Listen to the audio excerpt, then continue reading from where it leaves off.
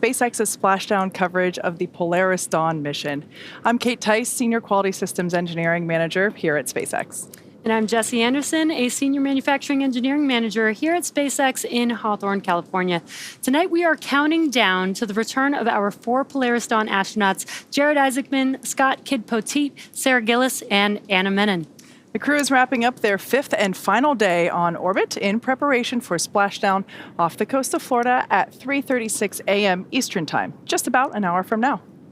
The crew's return to Earth actually began yesterday around 4:49 a.m. Eastern Time when they initiated their first downhill phase burn, followed by the second downhill phase burn at about 6:25 a.m. Eastern. Each of these events involved short firings of Dragon's Draco thrusters to lower Dragon's altitude in advance of re-entering the Earth's atmosphere. Now, following these 2 burns, the crew finished out a day of research, calls with family, and dinner before they turned in for their last night of sleep on Dragon around 2:23 a.m. Eastern Time. And that brings us to today. Just after midnight Eastern Time, the crew donned their spacesuits and made their final cabin preparations before they began the last series of operations prior to splashdown. It's been quite a trip. Let's take a look at the events still ahead of us tonight. In order to return to Earth, Dragon must first separate from its trunk. Excuse me. The claw separation is the first step in trunk separation. It's basically the thing that connects the trunk to the capsule and delivers power, telemetry, and fluids. Dragon has to move into the proper attitude or angle in order to separate the trunk so that they don't deorbit together. Now, with the trunk separated, Dragon will be running entirely on battery power. Then next up will be the deorbit burn. This will be the last time that we use the forward bulkhead thrusters located under the nose cone, and after that we will close and lock the nose cone in preparation for reentry. Now today the deorbit burn will last roughly 7 minutes, and the deorbit burn is what will line Dragon up for reentry into Earth's atmosphere. Nitrox is used to cool the cabin and the spacesuits to keep the crew comfortable during reentry. This is the same type of breathable gas sometimes used in scuba diving. Next, we'll have nose cone closure, and that nose cone, of course, is what covers those forward hatch thrusters, which we use in the deorbit burn, and also protects that portion of the spacecraft during reentry. Now, during reentry, we will have an expected loss of communication with Dragon for about 7 minutes, and that happens as Dragon passes back into the Earth's atmosphere. We expect to regain communication around 3:30 a.m. Eastern Time, although timing is not always exact. Now, after we regain communication with Dragon, about 2 minutes will pass before the drogue parachutes deploy. These are the 2 smaller parachutes that are designed to stabilize Dragon and slow it down before the release of the main parachutes. Less than a minute after the drogue parachutes deploy, we'll see the release of the 4 main parachutes. These are the big orange and white parachutes that further slow down the spacecraft. Over the course of 3 minutes, the drogues and the mains will work together to bring the vehicle's velocity down from 350 miles per hour down to just about 15 miles per hour. And once it's time for our crew to deorbit and splash down back on planet Earth, they'll be heading to one of 7 targeted sites supported by SpaceX. All of these are located... Dragon SpaceX, deorbit sequence start in 5 minutes.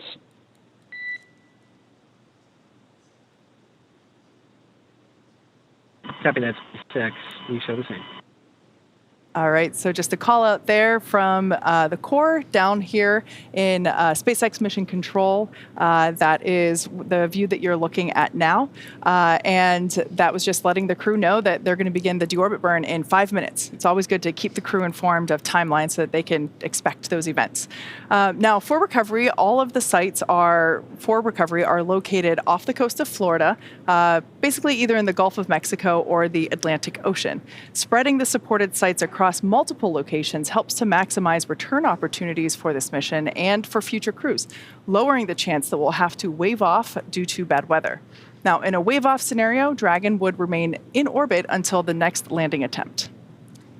Since Dragon is capable of splashdown on either side of the Florida Panhandle, we have 2 identical and fully equipped recovery vessels ready recovery vessels ready to support, one in the Gulf of Mexico and the other in the Atlantic Ocean. SpaceX selected primary and alternate splashdown locations off the coast of Florida for tonight's splashdown, working with a lot of different variables, including what landing sites are available and have favorable weather. Dragon has the capability to execute a unique series of orbit-lowering maneuvers using its Draco thrusters to line up its ground track for each primary location and maintain the capability to change alternate sites in free flight as weather constraints dictate. At certain milestones during the mission, the SpaceX team evaluates the forecasted weather conditions at the primary and alternate splashdown sites in order to determine if they are go or no-go. Splashdown and recovery. For return, they will be looking at a number of weather items. Some of the obvious ones are no rain or no chance of lightning in the recovery zone, both for the safety of not just the crew inside the capsule, but also the recovery teams out in the water. They're also looking for wind speeds less than 15 feet per second, or about 10 miles per hour, and relatively calm seas, so we can safely execute recovery operations, which includes landing a helicopter on the recovery ship to fly the crew back to Florida. For these operations, SpaceX closely coordinates with the United States Coast Guard to establish a safety zone to ensure public safety and for safety of those involved in the recovery operations, as well as the crew on board the returning spacecraft. Multiple notices are issued to mariners in advance and during recovery operations, and Coast Guard patrol boats are deployed to discourage boaters from entering the splashdown zones. Now, we want to stress to the public the need to respect this safety zone. Recovering a spacecraft from the water is a hazardous operation. Any other boats interfering increases risk to the astronauts in the capsule, the teams working to recover them from the water, and the safety of those that come too close. So for the safety of the crew and your safety, we recommend you sit back and watch as we'll be bringing you the best possible views of our astronauts coming home right here. In the next phase of the mission, Dragon has a series of steps to complete before returning our crew home. First, Dragon will jettison its trunk, which is the cylindrical, unpressurized part of the spacecraft. The trunk is currently connected to the aft or bottom section of the Dragon capsule, where the heat shield is located. So, in order to expose that heat shield and get the vehicle ready for atmospheric entry, we'll jettison the trunk. From there, the spacecraft will use its forward thrusters to perform a deorbit burn, which will put Dragon on a trajectory to return to Earth and our splashdown location at Dry Tortugas off the Florida Keys. This burn will last about 7 minutes once it starts. And to prepare for these upcoming events, Dragon SpaceX, we do have a TDRS handover around ClawSep and TrunkSep, so I'll make sure to formalize all calls after the TDRS handover. This is in about 5 minutes.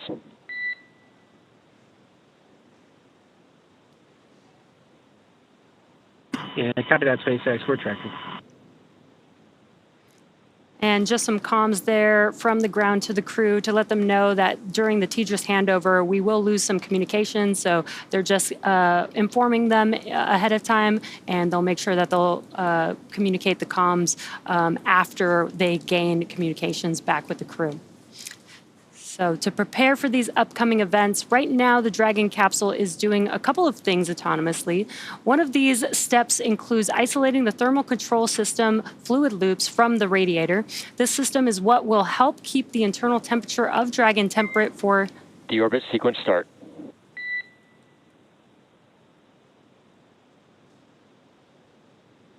Copy that, SpaceX. We show the same. Great news, the deorbit sequence has begun. Again, this system is what will keep the internal temperature of Dragon temperate for the crew during reentry. Dragon is also initiating separation of the claw mechanism, which will terminate data, power, and fluid connections between the capsule and the trunk.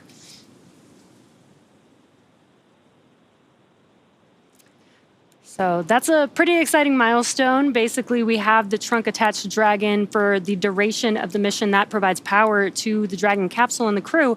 But once it's separated, now they're going to be ready to come back home, back down to Earth. Yeah, and all of these kind of, while they are choreographed and spaced out, they happen quite quickly. So I'm sure that the crew on board Dragon, they've been in orbit for 5 days now. It's going to go by in a blink of an eye for them, most likely, and they'll be back here on planet Earth. Now, some information about Dragon for those who have not tuned into our Dragon missions previously. From the beginning, SpaceX designed this spacecraft for human spaceflight. While it can carry up to 7 passengers, right now it's only carrying 4. And it is the first private spacecraft to take humans to the International Space Station. In fact, this exact capsule that our Polaris Dawn crew is flying in first went to, or its first mission was the Crew 1 mission, and it went to the International Space Station. Oh, and look, our first views of the crew this morning inside Dragon Resilience. On your far left side of the screen is mission specialist Anna Menon. She is also the medical officer on board for this mission. To her left, or our right, is our pilot Scott Kidd Poteet. To the right of Kidd is Jared Isaacman. He's the commander of the Polaris Dawn mission. And on the far right side, at the other window seat, is other mission specialist Sarah Gillis. Both Anna and Sarah are our SpaceX co-workers, and it's been such a joy to watch them experience spaceflight through their eyes as SpaceX employees who, in their day job, have helped train other astronauts for their human spaceflight missions. And so it's just so incredible to see Sarah and Anna now having their own spaceflight. Yeah, I still can't believe it. We got to see and talk to them this morning, and it was just so cool to see our SpaceXers on the other side floating in space. And I love the space hair. That was probably my favorite part. Oh, of course. So we are anticipating our Polaris Dawn crew to return and splash down about 12:36 a.m. Pacific time, or 3:36 a.m. Eastern time, and they are splashing down off the coast of Florida, and we're very much looking forward to getting them home. I have ordered a copy of Anna's book, and I will definitely be asking her to sign it when she gets back. Oh, I definitely ordered one as well. Dragon SpaceX nominal trunk jettison. Copy that, SpaceX. We show the same and felt the same. All right, good news there. We just heard that the trunk has been jettisoned or separated, which is great news. Like we were saying before, we had to basically unconnect with the trunk in order to expose the heat shield, which is the most important thing when it comes to re-entering the Earth's atmosphere.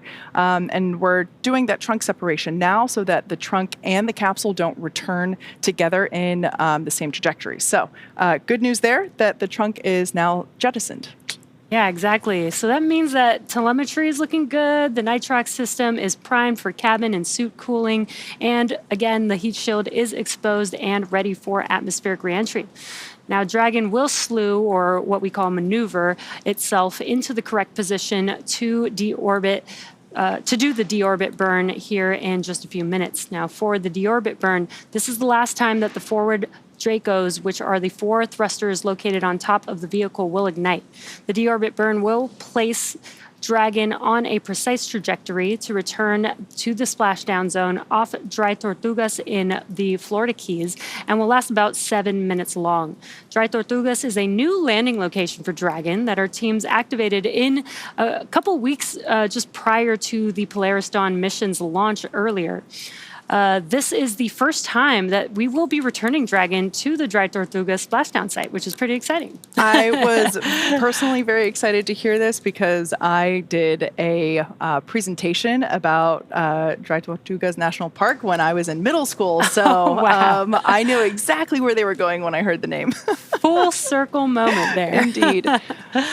So we were talking a little bit about the different burns that the Dragon capsule does in orbit in order to deorbit and return to Earth safely. There are 16 Draco thrusters used to orient the spacecraft throughout the mission, including apogee and perigee maneuvers, as well as orbit adjustments and attitude control.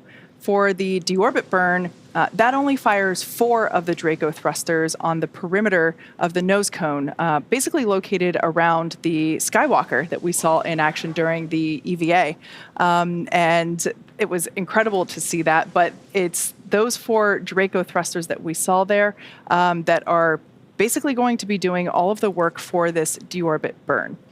Each Draco thruster is capable of generating 90 pounds of force in the vacuum of space. And it's pretty cool to see them in action. We actually saw some video captured while they were doing some orbital adjustments earlier in the week posted to X that I just thought were so cool because you also got to see some earthly lights from the ground in the background as well. Oh, yeah. The views from this mission were incredible. We got to see a lot of things that we've never seen before, especially with the Skywalker at the top of Dragon. That's the same location as where those 4 Draco thrusters are, but just a new mobility aid that they were able to use during the spacewalk. Just a lot of cool firsts on this mission this week. Indeed. It has been a long week, that is for sure. It seemed like every day there was action happening, and we're super excited that they're going to be coming back soon and share more of their experience with us when they're on the ground. Once again, this view is looking inside of Dragon Resilience. It is making its making its way back to Earth. We can see some minor movements there with the straps and still floating around. Yeah, so they're making their way back to Earth again. They are going to be splashing down off the coast of Florida. We anticipate that splashdown around 3:36 a.m. Eastern Time. There are a couple of events that are still coming up.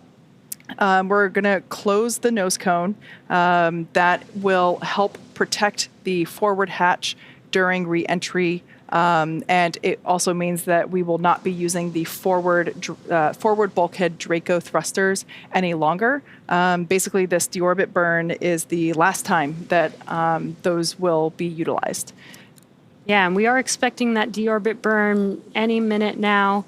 And again, that's going to help put Dragon on the trajectory towards the splashdown zone.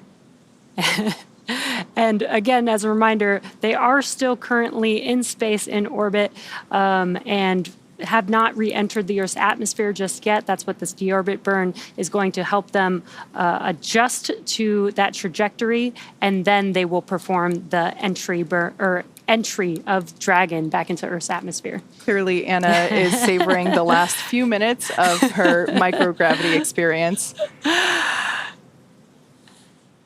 And that deorbit burn is in progress. It's about a 7-minute burn. Once again, this helps to put the Dragon capsule into the correct trajectory for its landing. This deorbit burn is the last time that we use those 4 forward Draco thrusters for this mission. Yeah, and again, Dragon has not entered Earth's atmosphere just yet. This deorbit burn is what lines the vehicle up and puts it on its final trajectory to the landing site near Dry Tortugas off the Florida Keys. Now, right now, the crew are using their screens to keep tabs on the burn duration, Draco thruster firings, and trajectory details like entry angle, capsule perigee, velocity, and how much time remains until the deorbit burn termination. That's because they want to monitor this because they are going to hear a lot of different sounds with the burns going on. So Dragon is currently flying free itself, and so all the crew has to do is stay strapped into their seats and keep an eye on things. And there you can see the screen and some cool new stickers there. Great, Scott. I love that.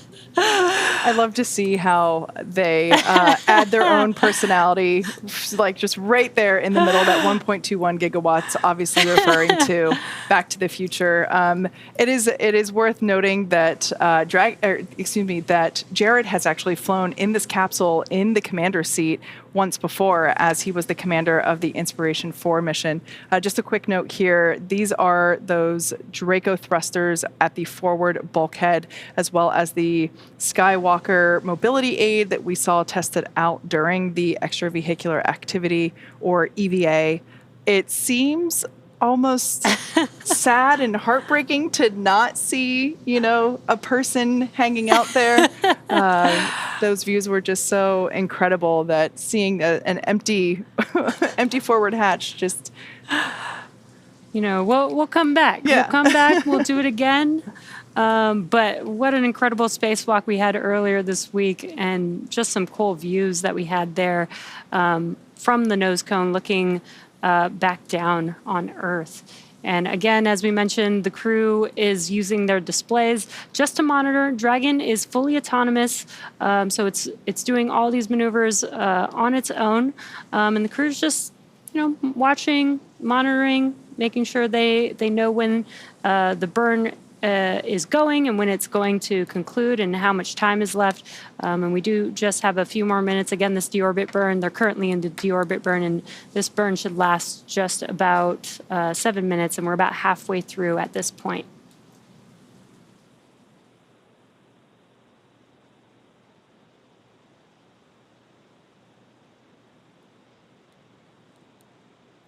I love this view here. So just for a little bit of frame of reference, on the left side of the screen is Commander Jared Isaacman, and the right-hand side of the screen is pilot Scott Poteet, although he prefers to go by his call sign Kid. And I think that this is such a great view because it really gives you an idea of what they are looking at, in addition to the tablets that they have strapped onto their legs. You can see the procedures that they are following along with, as well as the display that illustrates which Dracos are firing at what point. Now, this deorbit burn is still underway. I'm going to pull up the map real quick, but it looks like that might be Australia. Yeah, according to our Dragon tracker, that is the west coast of Australia. It's so cool almost to see the difference. If you watched, earlier this week, they made it over 1,400 kilometers away from Earth. They got a nice round view of the globe. And now you can see that they're much closer to Earth with just a very small slice of Earth that they could see in that view.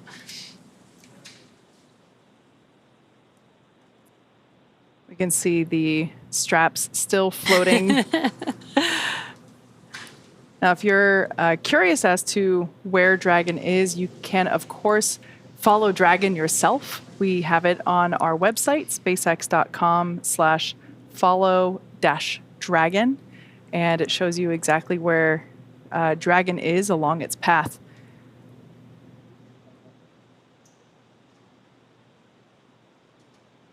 Oh, and there's both. And you can see how fast they will move as they will be splashing down off the coast of Florida. And they're just passing by Australia right now. We do expect splashdown to happen in about 30 minutes or so.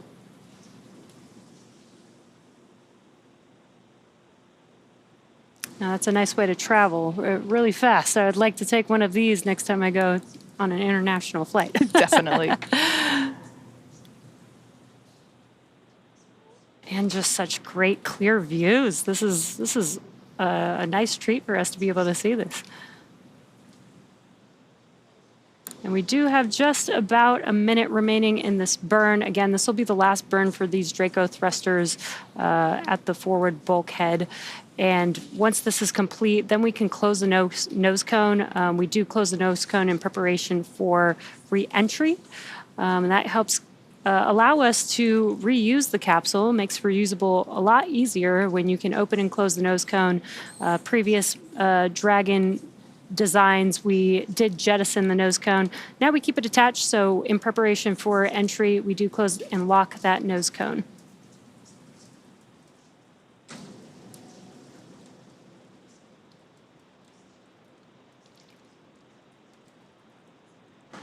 For those that have just recently tuned in, we have successfully separated the trunk from the Dragon capsule. And the these are just such amazing views. Dragon SpaceX, deorbit burn complete. Performance nominal. Nose cone closure initiated. We show the same and tracking.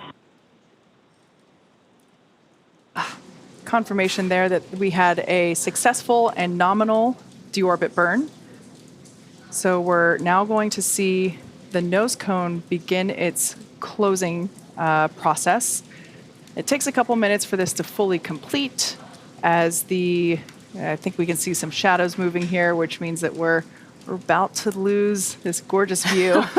This is an incredible view. And as we mentioned earlier, the vehicle is doing a slew, so it is maneuvering to orient that heat shield a little bit more towards the Earth, and that helps prepare us for reentry. Yeah. And we can see that nose cone coming into view now there in the top left corner.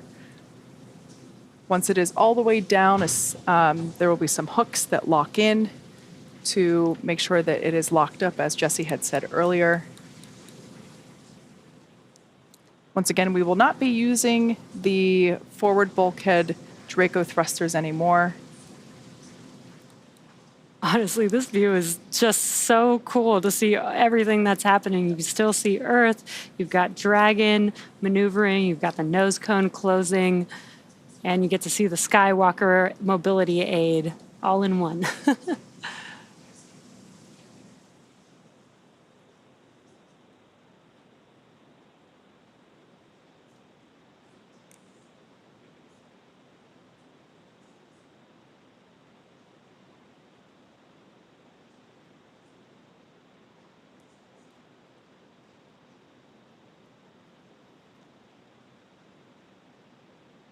We can see that nose cone coming down to its final position ever so slowly and ever so sadly. Slow and steady. And again, we close the nose cone in preparation for re-entry of the vehicle. This helps keep the nose cone safe, intact with the vehicle. Again, we are going to close this and lock this, and this protects the top part of the vehicle as it re-enters the Earth's atmosphere. Now, we don't necessarily need it for Dragon, but we do want to protect that Skywalker during re-entry, which we don't typically have or haven't had before on Dragon missions. So this nose cone will actually keep that Skywalker mobility aid pretty safe as well. Indeed. Now, while all this has been going on, the vehicle has initiated the nitrox suit purge. This helps to keep our crew members cool and comfortable during re-entry, which once again, we expect that to occur here in a few minutes, in about a half hour, or a little bit less than a half hour. The exterior of the vehicle will reach temperatures of about 3,500 degrees Fahrenheit, and the crew members remain comfortable, really, even though the outside is quite extreme, thanks to the environmental systems inside the Dragon capsule and the thermal protection system on the exterior of the capsule. Yeah, it's pretty important to keep them cool on the inside. Again, we don't have the trunk of Dragon anymore, so it is on internal power, but it's enough power to keep everything cool inside the cabin, because as it re-enters the Earth's atmosphere, it can get up to about 3,500 degrees Fahrenheit, which is pretty hot. Yeah. We've heard some of the crew members that have flown on Dragon that sometimes they can even see some of the sparks through the window. The plasma. So, yeah. So all along for basically the last day, the Dragon capsule has been decreasing its altitude, beginning with the first two phasing burns that occurred on Friday. 100 kilometers in altitude will begin entry interface. And at that point, that's when the crew begin to feel the effects of the Earth's atmosphere. I just love these stickers here. It's so great. And And again, the crew is just monitoring. They also have their tablets, they have the displays. They can follow along with all the procedures that are happening every single step of the way. With everything that's happening with the burns, with the nose cone closing inside of Dragon, they'll be able to hear some different sounds. So being able to follow along with the procedures is really important so that they can connect the dots with the sound to the action that is happening outside of the capsule. At this point in time, we're just standing by to hear confirmation of the nose cone's closure. Once we get that information, that basically completes the first half of our deorbit process. Once again, these views live from inside Dragon Resilience, looking over the shoulders of our commander and pilot, Jared Isaacman and Kid Poteet. And currently they are traveling 17,500 miles per hour while they are still in orbit. But they will go down to about 350 miles per hour once the drogues deploy.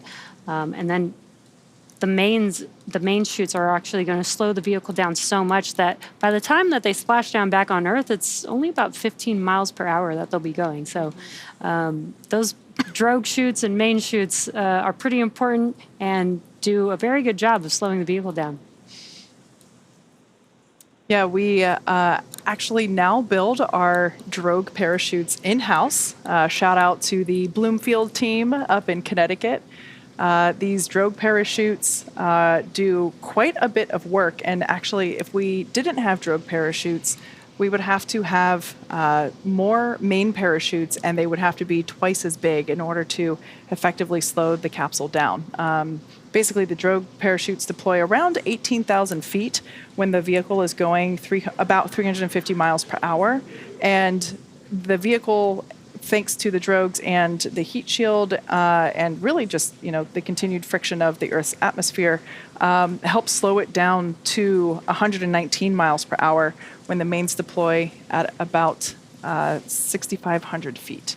So they're really important pieces of the Dragon capsule, and it's always so fun to watch them deploy. I can only imagine what it would feel like to be in the capsule as you're starting to feel Earth again, and then these things pop out and really slow you down.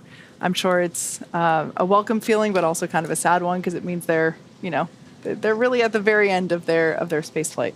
Yeah, I'm sure it's probably somewhat similar to skydiving, but except they're coming from microgravity into gravity. SpaceX, nose cone secure for entry. Copy that, SpaceX. All right, so there we heard it. The nose cone is confirmed to be completely closed, and that is great news as we begin the second half of entry. Right now, Dragon is beginning to flush nitrox into the cabin and continuing to top off the crew's suits with that cool air. Again, this is what will allow the cabin temperature to remain comfortable while external temperatures reach 3,500 degrees Fahrenheit. The heat shield is pointing forward, leading the capsule to the landing site. Now, while we wait, let's talk a little bit about some of the highlights from the week.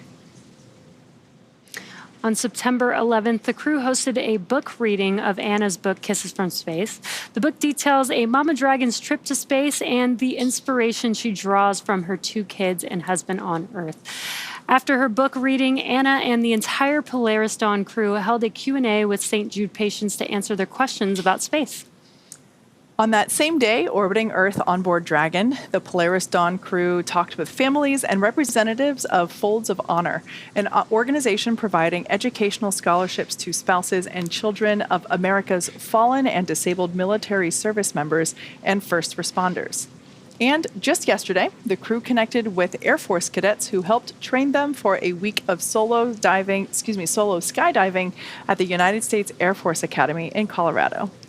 Yeah, and it's been a pretty jam-packed week, and those were just a couple of events that they, did while they were on orbit. But there's been so many experiments, so many records that they've been able to break. They hit the highest apogee since the Gemini 11 mission almost 50 years ago. They performed the first ever commercial EVA spacewalk. They flew and utilized our newly designed EVA spacesuits, which we designed in-house here at SpaceX. So just a lot of exciting stuff. Such a great mission. Pretty jam-packed to get all of that in just 5 days. Yeah. So I'm sure they're probably having a good time being able to relax right now as they come back down to Earth. Yeah, it has been an incredible week.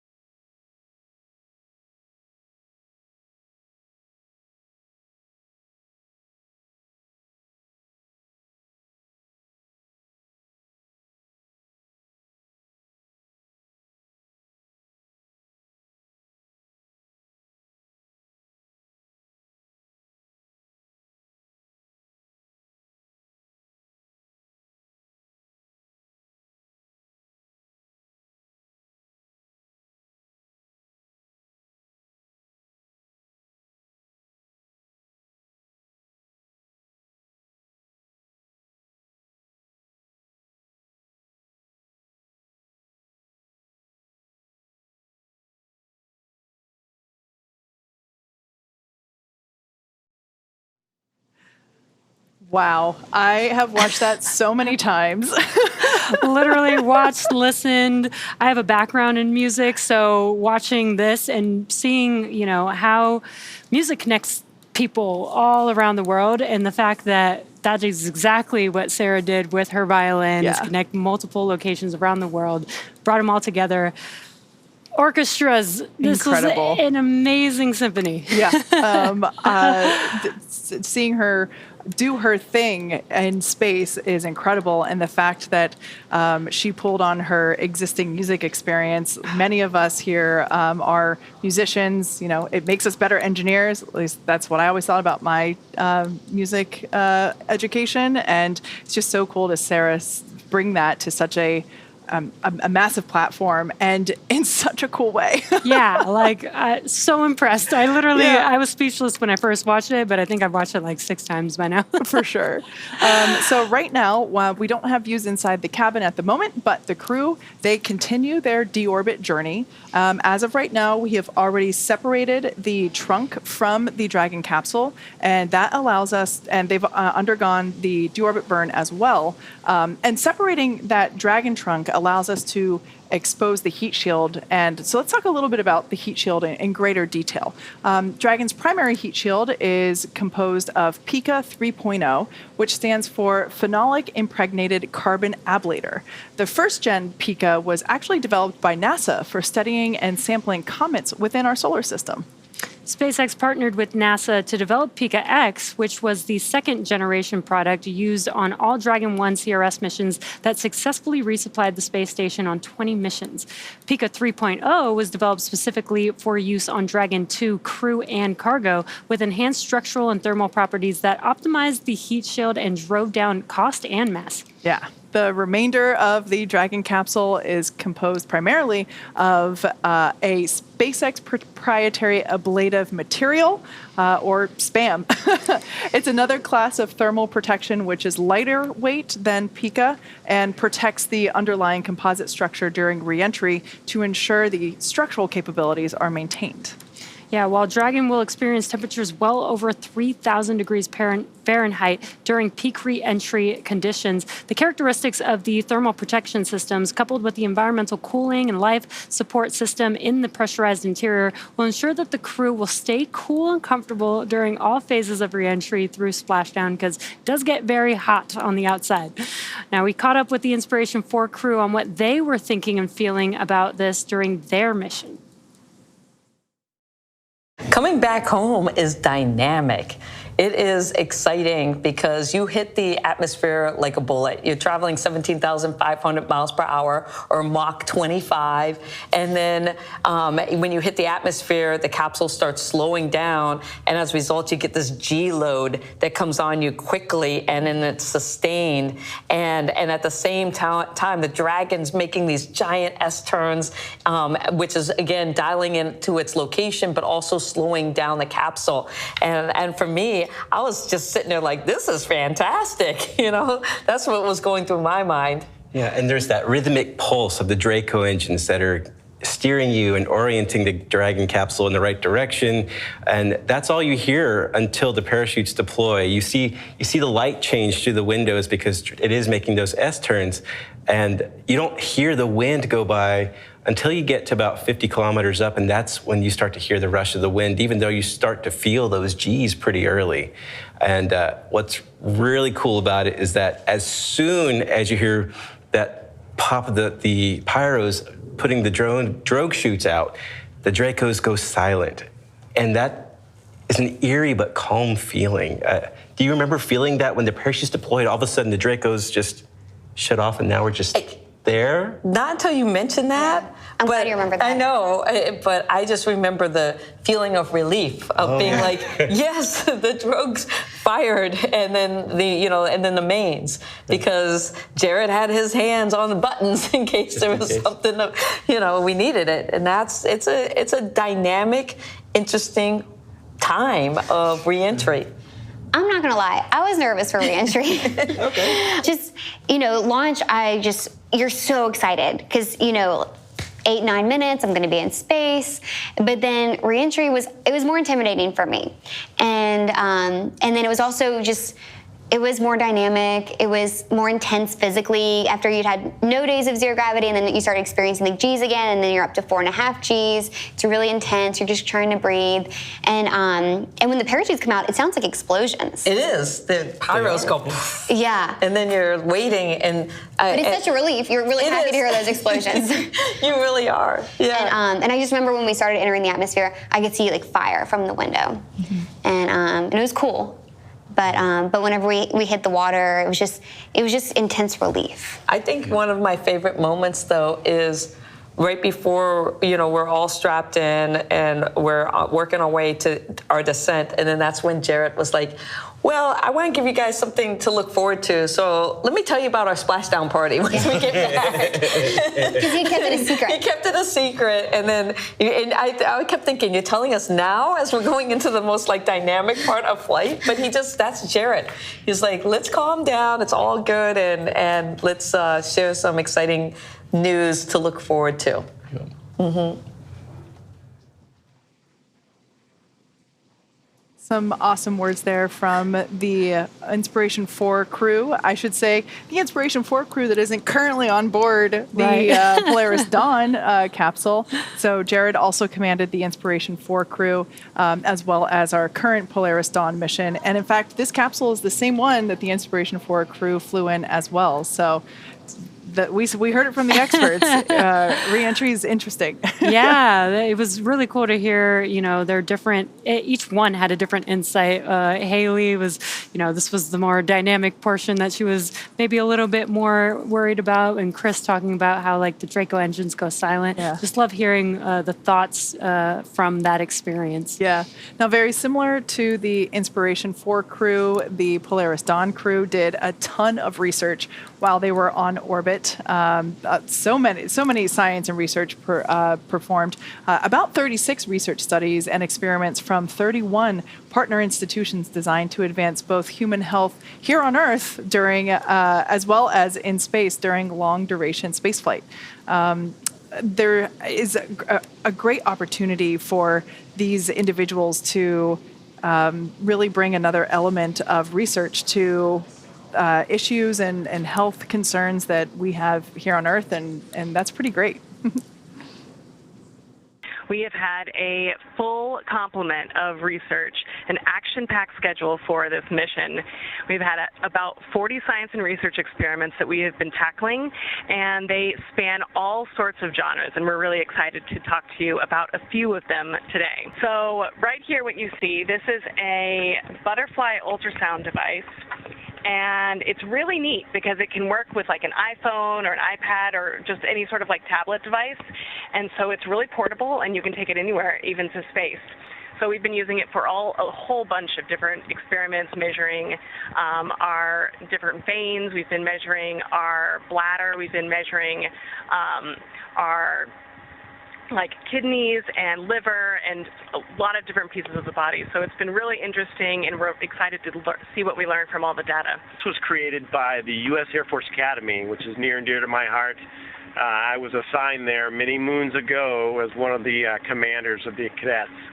And what these cadets have created is a casing that holds different plants, and we've been imaging these plants on a daily basis to see what the impact of zero gravity is on this plant.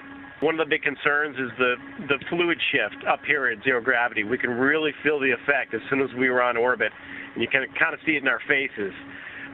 So one of the concerns with long-duration space flight is to be able to triage in case of an emergency. And one of the first basic steps is airway assessment. So we volunteered to do some imaging of our airway. We did this experiment before flight, during flight, and then we'll do it post-flight. And what this requires is us to numb up the nasal passage and then insert this endoscopic camera all the way through the nasal passage and back of the throat to take these different images. And then post-flight, we'll be able to assess what happened to the airway passage as that fluid shifts. This is a Tempest Pro, also called our ambulance in a box. So, if you believe in SpaceX's vision of making life multiplanetary, that we're going to have thousands of starships in space someday, tens of thousands of people, we're on Mars and we're exploring our solar system, it's pretty cool. But those are some pretty long journeys, and hospitals aren't very close by. So we have to be able to bring diagnostic tools into space with us, and then be able to beam that information back home to the flight surgeons. So just yesterday, we hooked up all sorts of cables to this, so blood pressure, SpO2, respiration, EKG leads, and basically we're able to capture a number of vital signs and test it out. And then today, we actually did a full-blown medical simulation of what could be a very likely medical situation that could develop after an EVA, and then was able to beam a lot of this information home via Starlink to the flight surgeons in mission control. So I really am excited about it because it's this kind of technology that's going to be needed, to kind of further humankind's ambitions to explore among the stars. We've been collecting data kind of every day, looking at the changes in our vision over time in space.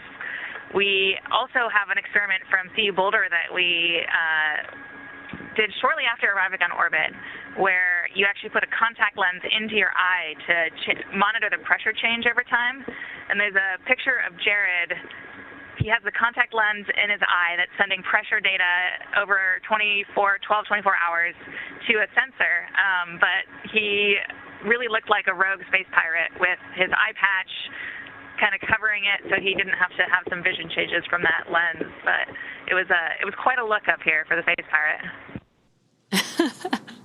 So cool to see them talk about their different science experiments. And if you notice, they were like letting go of some of the stuff that they were holding. It was just floating there. Chaos. But in addition to their science experiments and research experiments that they did on September 12th, while traveling in a 184 by 732 kilometer orbit around the Earth, the crew performed the first ever commercial spacewalk. Extravehicular activities, or EVAs, are activities performed by spacesuited astronauts outside of their spacecraft in orbit of the Earth. They are generally performed for service, maintenance, repair, or replacement of space equipment. Yeah, it was so incredible to see this live and see them going through and testing, going through their test matrix for the suits. Now, an extravehicular activity usually begins with depressurization of the airlock or space module, and then ends with repressurization of that space module or airlock after crew member ingress. But because Crew Dragon doesn't have an airlock, the entire cabin was actually depressurized, and all 4 astronauts on board participated in the spacewalk. It was Sarah. SpaceX Dragon. Our tablets are secure, restraints are tightened, and our visors are down. SpaceX copies for crew entry prep. All right, good news there. That was Jared letting us know that their tablets are secured and the visors are down, which then creates that complete system for the spacesuit for them to basically be ready for the more dynamic parts of the reentry phase, which is coming up soon. We are about 7 minutes away from the anticipated loss of signal. But getting back to the incredible spacewalk that Sarah and Jared and Kid and Anna performed, it was actually Sarah and Jared that took turns actually exiting the spacecraft while Kid and Anna supported from the inside. Overall, the spacewalk lasted 1 hour and 46 minutes from the time that the cabin air was vented to when it was repressurized once again. So it was incredible, and the first commercial spacewalk is certainly a moment to remember. Now, some Dragon facts in terms of the Dragon capsule overall. Like I said earlier, it's designed from the beginning to enable human spaceflight, even though we started just with cargo spaceflight. It can carry up to 7 passengers, but for today, we've got 4 crew members on board, and it is the first private spacecraft to take humans to the International Space Station. It's also the first private spacecraft to take an all-civilian crew to orbit, and that was this exact Dragon capsule, Dragon Resilience, that, of course, was the inspiration for mission. This Dragon mission, this Polaris Dawn Dragon mission flew further than any Dragon to date and reached the highest Earth orbit ever flown with an apogee of 1,408.1 kilometers. Dragon has performed 47 total launches, including Polaris Dawn, 14 crew missions, including Polaris, 5 of those being private astronaut missions, and 9 being NASA missions. We've had 42 visits to the International Space Station, 25 missions utilizing a reflown or a refurbished Dragon capsule, including Polaris Dawn. And like we mentioned earlier, this is the exact same Dragon flown on the Inspiration 4 mission. Dragon SpaceX, 5 minutes until predicted comm blackout. See you on the other side. Copy that, SpaceX. We're tracking the same. Talk to you soon.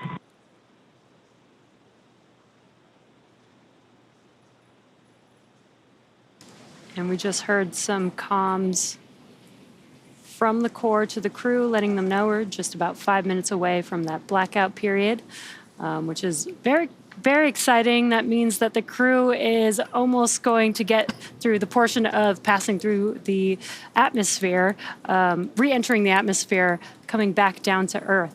And ironically, today is actually the 3-year anniversary, 3 years ago today, on September 15th, 2021, the Inspiration 4 mission actually launched. And so we got to hear some thoughts. We don't get to hear the Polaris Dawn crew. They haven't gone through this re-entry period. So we got to hear some thoughts from the Inspiration 4 crew on their thoughts of this re-entry period. It's now time to come home. We've been floating in space for 3 days. What did it feel like to you guys to all of a sudden experience a 1/10 of a G as we came back? Okay, you said that liftoff was your favorite part. Coming back was actually mine. I loved hitting the atmosphere and the dynamics of it and having the G load, come on quick, and you're like, okay, gravity's heavy. I much preferred launch over splashdown. But yeah, because we were in space for 3 days, and this is something I didn't think about beforehand, but whenever we started entering the atmosphere and started feeling the gravity again, I remember saying out loud, oh my gosh, this is so intense. How many G's are we at? And Jared said 0.3. I know. So we were at a third of Earth gravity. And I was like, how are we gonna get to 4.5? But you just get through it. Yeah, just keep breathing, right? And then you just pray the parachutes will open. And then whenever they do, and then you hear from SpaceX, 4 healthy mains, I remember screaming, thank God. Well, that's the most intense, when they talk about the Dragon being autonomous and stuff, on ascend going up, if the launch escape system will probably catch an error before Jared and I could react. Right. We could do stuff, but you've got that. But coming back, you can't abort coming back. You can't. You can't. But the most intense moment, I think, for the commander and the pilot is making sure that the drogues and the mains come out, because we have a short window where we can manually fire them if they don't. And I just remember, we're counting down, and then I'm like green, yellow, and if I'd gotten to red, then that wouldn't have been good. But every time green happened, the pyros went, and Jared and I were just like, there's the drogues. And we could see it on our monitor. I don't know if you could, but we're like, oh, yes, drogues. And then we go through. I had to rip off my iPad to hand it to you so you could take a picture. Once we got off, screen. Yeah, because once we got off the 4 healthy mains, Jared was like, that's the best thing I've ever seen. And I was like, yes. Yeah, and then it was like, at that point, it was so peaceful because re-entry was very dynamic. It was the G-forces were so intense. It was more shaky than launch was. And then when the parachutes deploy, they lift you up and shake you all around. And then after they're out, then you're just kind of falling down. I remember it sounded like a summer breeze outside, and we were like in 1G and just drifting down. And then we hit the water. We knew it. It was. Well, that was one thing too. When you said you're looking at the screens, you and I had a pretty good view, Haley. Of we could actually look out the windows at that point, and I remember seeing that the Dragon capsule reorient, and as it's making those S curves to the atmosphere, and seeing the clouds move very dynamically. And see, I'd love that. That to me, hearing the Dracos firing and it's like, as we're doing these giant S curves. That's exactly what it sounded like. Yeah, it's like ingrained in my memory. And I remember just being there and being like, this is so cool. Yeah. You know, and just the technology of what SpaceX has done and being able to, you know, have a capsule that will dial itself in and slow down your descent. It's just amazing. Such a great experience. But splashdown was awesome because when we hit the water, you're just like, we did it. It was a very emotional moment, more than I expected. I love what Dr. Proctor said there. We did it. Yeah. I literally love seeing all the reactions because, you know, we don't get to, you know, experience these events with them. And every single one is very unique to each person's experience. And I love that all three of them have just like a different view of how each event went. Yeah, it's so great to be able to hear their reactions. And I look forward to hearing the Polaris Dawn crew's reactions once they get back on Earth and share their experience with us. Now, the Polaris Dawn crew, we are coming up to our anticipated loss of signal. This is the point in time in which the amount of plasma building up on the exterior of the vehicle becomes significant and that we are unable to command the vehicle or receive telemetry or communicate with the crew. So this happens every time a Dragon capsule comes back through the Earth's atmosphere, and we're anticipating about a 7-minute loss of signal for today's re-entry. But it's a period in which a couple minutes before it ends, we'll hear the core call out, the core being the crew operations and resources engineer. And that person is the voice to the crew, and they're sitting right there in that room on your screen. That is Mission Control here at SpaceX in Hawthorne, California. And a couple minutes before the blackout period ends, we'll start to hear the core hail the Dragon capsule because sometimes they get through it quicker and we're able to communicate earlier than anticipated. So yeah, it's an expected period where basically no vehicle telemetry is received by Mission Control or the recovery team, and we're unable to command the vehicle. So as a reminder, though, the Dragon capsule is programmed to and designed to fly itself. So as we heard from the Inspiration 4 crew earlier, it is a period of great anticipation, but coming out on the other side is a moment of a lot of joy. Yeah, it's super exciting. We are expected to be in the blackout period at this moment. We did hear the core call that out about 5 minutes ago. So we should be in that blackout period. Again, it should last about 6-7 minutes. And what's expected to come next is going to be, once we get through that blackout period, we will confirm we have comms with the crew once again, and then we will be expecting the drogue parachutes to deploy. Again, that helps slow the vehicle down. They've been flying very fast in space at 17,500 miles per hour. Those drogues are going to slow down the vehicle to about 350 miles per hour, and then the 4 main parachutes will deploy and slow the vehicle down as it's making its way back down to Earth, and should touch down at around 15, 16 miles per hour. So these chutes are very, very important to help keep the vehicle slowly moving towards the Earth, scrubbing that velocity as they've been moving very quickly. But they should have a very light touchdown back on Earth in the ocean.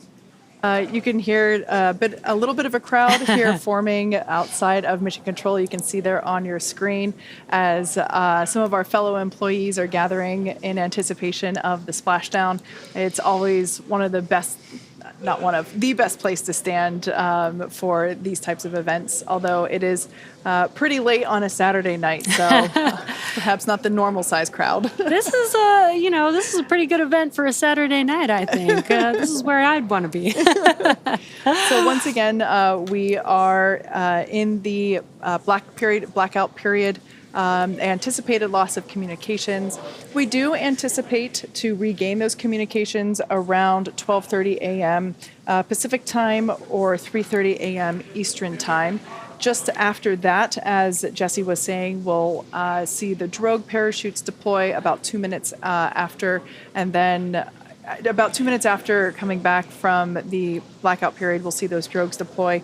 And then just a minute later, we'll see the main parachutes deploy. So as we said earlier, this is a series of events that when you start, it seems like, oh man, it's going to take a while, but they do happen in rapid succession. And I just noticed there's a turtle inflatable down in front of Mission Control in celebration of our new landing location at Dry Tortugas. Yeah, I love that. Celebrating our new splashdown zone, welcoming the Polaris Dawn crew home. And we are a little over halfway through that blackout period. We are expecting to hopefully gain comms back in about a couple minutes from now again. And this, you can see on your screen, is the first ground view of the Dragon capsule making its way back, entering the Earth's atmosphere. I love this view. It's so fun to watch this. I can only imagine what it would be like to watch it with our own eyes. This thermal view in particular is really cool because you can see the trail behind it. Oh, that is so awesome. There's 4 humans inside of that capsule right now. Now, once again, we are in the anticipated communications blackout period. Basically, there is an envelope of ionized air around the spacecraft, and it blocks radio signals from reaching Dragon. So this basically plasma field around it prohibits us from commanding the vehicle or from communicating with the crew. So this anticipated blackout period lasts about 7 minutes, so we should be coming out of it here in about the next minute or so. We will probably start to hear the SpaceX core begin to reach out to the Dragon capsule, just trying to hail them, or we might even hear from the Polaris Dawn crew first. Oh, that's an incredible view from the recovery ship stationed out in the water. That is a sight to see for the people that are watching this live. It's not a comet. It is just the Polaris Dawn crew coming back to Earth. Wow, that is an amazing view.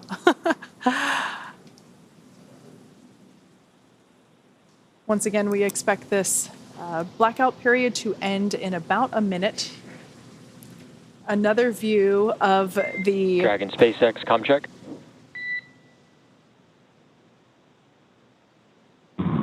I can have you loud and clear. Help me, SpaceX. Loud and clear, Jared. Expect automated chute deployment. Incredible views, incredible comms. We have regained communications with the Polaris Dawn crew. This is a drone circling the recovery vessel. And that little white dot, I should start, the big white dot on the right, obviously the moon, the little white dot there in the center of your screen is the Dragon Resilience vehicle making its way, its final few kilometers back down to planet Earth after spending 5 days in orbit. Wow, just some epic views tonight. You can hear the crowd here in Hawthorne getting excited. We've confirmed that we have comms with the crew.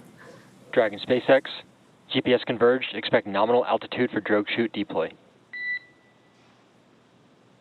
Copy that, SpaceX. We show the same and tracking. And the crew is still traveling very quickly right now as they're coming back through the Earth's atmosphere. But as you heard, the drogue chutes should be deploying here shortly, and that's going to slow them down significantly. Yeah, we expect those to deploy in about 90 seconds. And as we heard in those comms, it's triggered by GPS. So the Dragon capsule, using that GPS, will automatically know exactly when to deploy it, and that happens around 40 kilometers.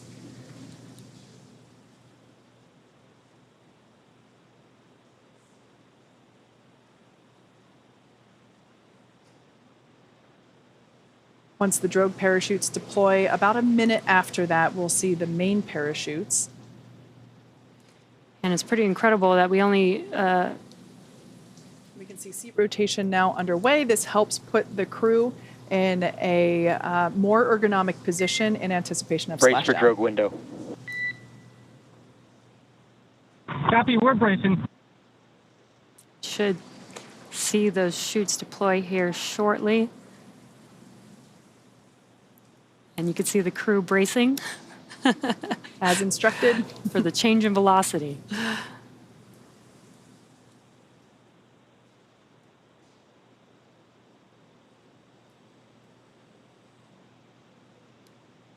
Standing by for deployment of the drogue parachutes. These will help bring the vehicle down from about 350 miles per hour when they deploy down to about 119 miles per hour when the main parachutes deploy. There we can see that the drogue chutes have successfully deployed.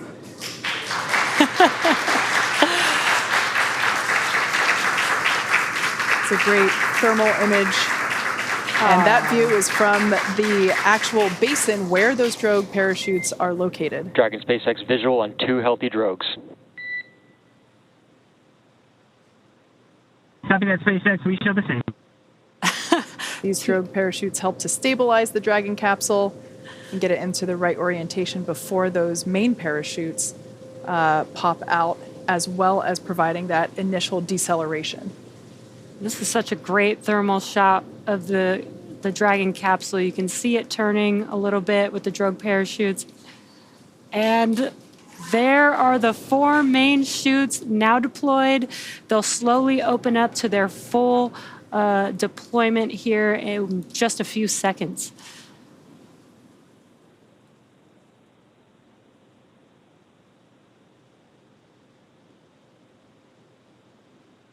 Incredible views of the Polaris Dawn crew returning to Earth after 5 days in Earth's orbit. The crowd here at Mission Control in Hawthorne cheering. Dragon SpaceX visual on 4 mains and descent rate nominal. It's a beautiful sight to see. Copy that, SpaceX. We show the same. 1,000. Copy 1,000. Beautiful sight to see those 4 healthy main parachutes. So great. Now, in about 2 minutes, we expect our splashdown to occur. And you may hear the crew and the Corps talking. They're communicating about their altitude as they make their way back down to Earth. We should start. 800. Yeah, there it is. So we should start to hear and Copy 8. are hearing our commander, Jared Isaacman, call out the altitude as they descend to the ocean's surface. We can see the Polaris Dawn crew nestled in their seats there on the left-hand side of your screen as they anticipate their 600. splashdown. Copy 6. And you can see the difference in velocity. This is a lot gentler than just a few minutes ago. Dragon is coming back down to Earth. Absolutely. These main parachutes deploy at about 119 miles per hour and help slow the Dragon capsule down to about 15 miles per hour when it makes contact with the ocean. You can also see that the capsule is now 400. the capsule is now stabilized. It's no longer spinning like we saw it with the drogue parachutes.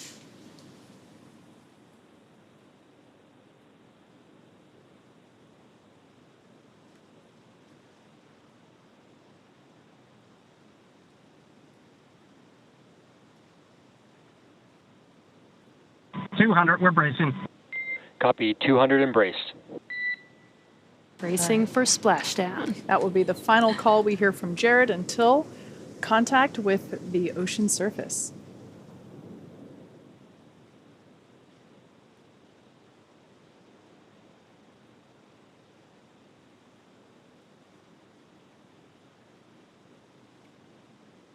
Standing by for a splashdown of the Polaris Dawn crew.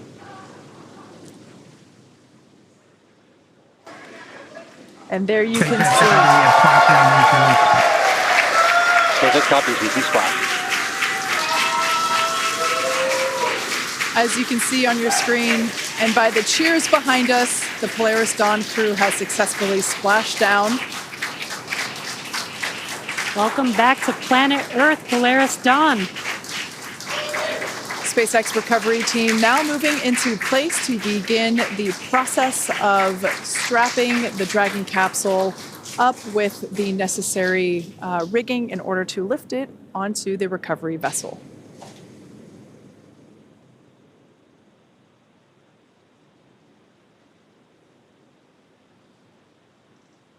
Dragon capsule appears to be in a pretty stable position after SpaceX Dragon vehicles code 1, cruise code 1.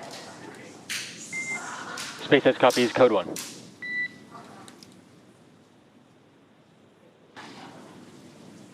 Now, the recovery teams have been ready and waiting about 3 nautical miles away.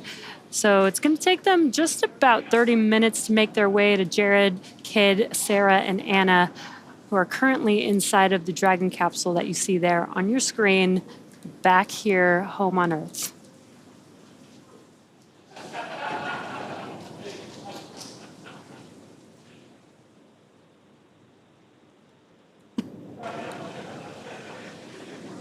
that call out that we heard earlier, confirmation of what I had said a little bit prior to in terms of that stable configuration, that code 1 call out is the reflection of the crew's reporting of that landing position.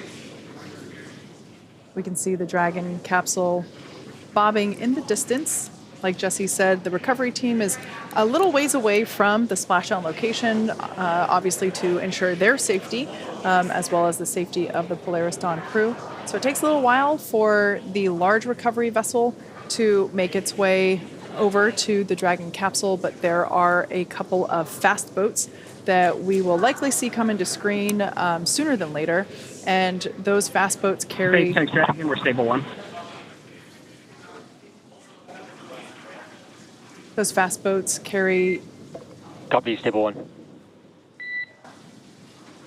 Those fast boats carry the recovery team members that will scoop up the parachutes from the water, excuse me, as well as perform the initial safety checks to make sure that there are no hypergolic fuel vapors or any basically potentially harmful vapors remaining around the Dragon capsule following the deorbit sequence. So we'll see a crew with some personal protective equipment wearing that personal protective equipment around the capsule, performing those safety checks before allowing anyone to get too close to the capsule.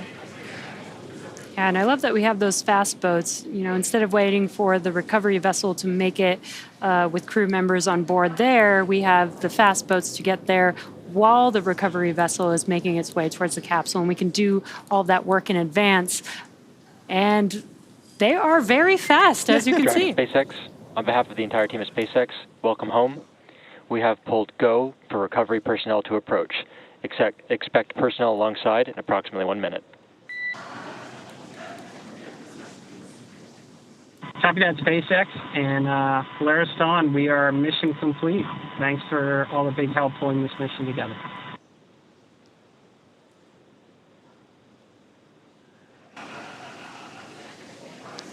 Now, we did see a jet ski pass by.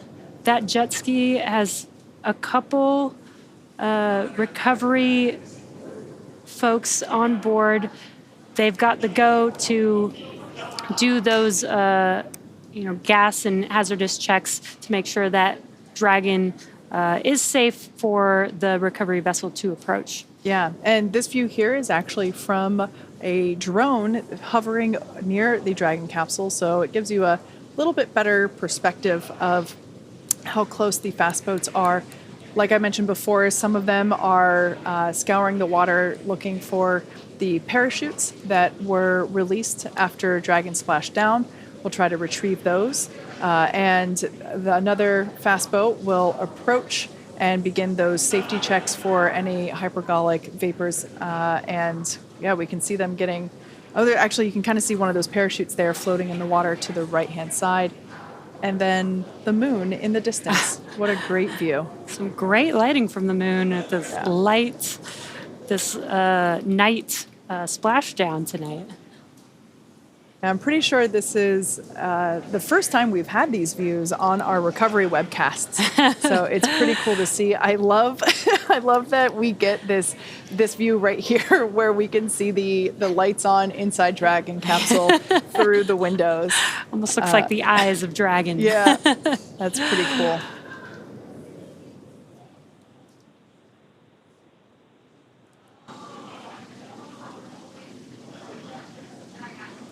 So the fast boat that is closest to the Dragon capsule, that is the crew that will begin. Yeah, you can see with the stick there, that is basically a hypergolic detection device. And yeah, they will attach to the Dragon capsule to get a little closer. And we can see that they have respirators on. This helps ensure that if there are any lingering vapors, that they will not be exposed to those.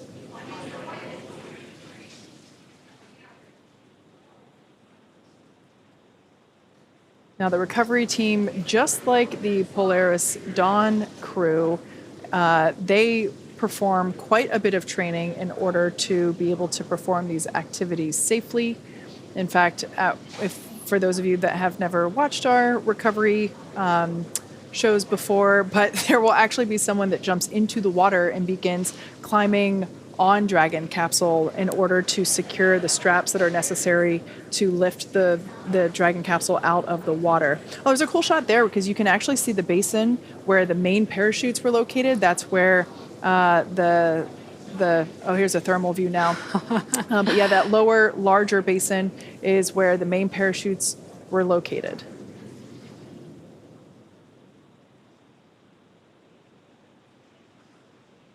A Dragon capsule definitely looks toasty, having come back through the Earth's atmosphere. A little bit toasty there. It was a little hot coming back. Yeah. And again, right now the recovery team is ensuring the safety of the crew, making sure there's no hazardous gases around the vehicle. They're pulling the chutes out of the water. Which is what that thing is below the Dragon capsule there on the bottom right-hand side of your screen. It is not a giant squid. I love how there are lights on these boats. Maybe not there. Actually, I take that back. I don't think it's lights on the boats. I think it's lights with some of... Dragon SpaceX, hypergol sweeps, and unfired ordnance checks nominal, rigging in progress, approximately 5 minutes until capsule lift. Stand by for PMC. Copy that. 5 minutes for capsule lift, and glad all the checkouts are good. All right, great news there, letting us know, and we can see that the crew members have basically taken off their respirators, allows them to work a little bit more efficiently. Also heard that the crew will have their... Dragon SpaceX for PMC. PMC standing for Private Medical Conference, so this is an opportunity to check in with... SpaceX. We'd like to try and do the PMC in 10 minutes, 10 minutes, looking for crew to be okay with that wait.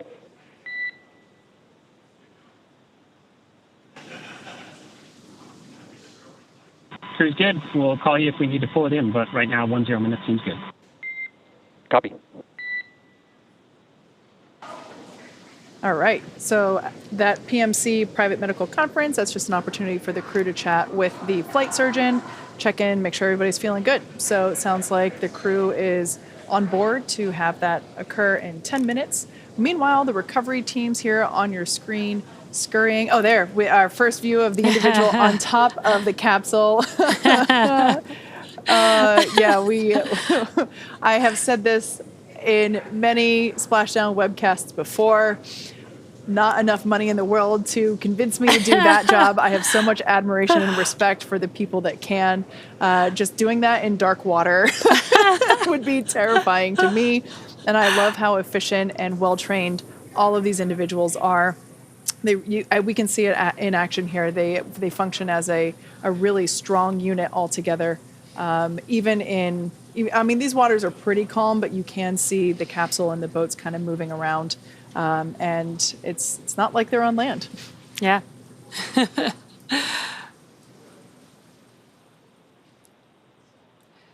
And Yeah, Kate. I mean, at least they are near the Florida Keys. They probably got some pretty clear water, even though it is nighttime. I wouldn't mind, jumping on top of the capsule and trying to rig up the Dragon capsule there. It looks like a pretty fun job, actually. Yeah, I think nighttime would be a hard no. Daytime, maybe. Dragon SpaceX for PMC. Go SpaceX. All right, we're actually ready to do a PMC now, so I'm going to be privatizing Dragon to ground. You'll next hear from the ship surgeon. Copy that, SpaceX.